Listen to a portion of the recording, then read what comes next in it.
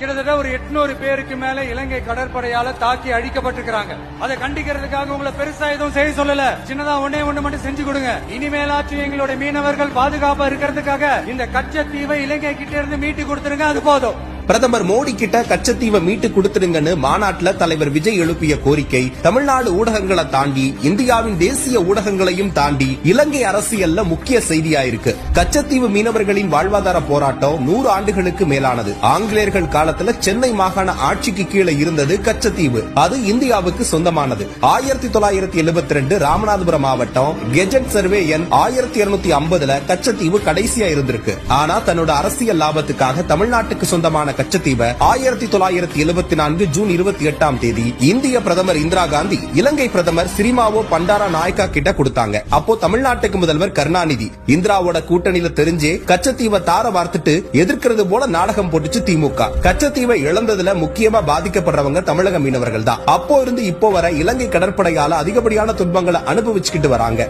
ஒன்றிய பாஜக அரசு நாடாளுமன்றத்தில் கொடுத்த டேட்டா படி பார்த்தா கடந்த 10 ஆண்டுகள்ல மட்டும் 2870 மீனவர்கள் கைது செய்யப்பட்டிருக்காங்க.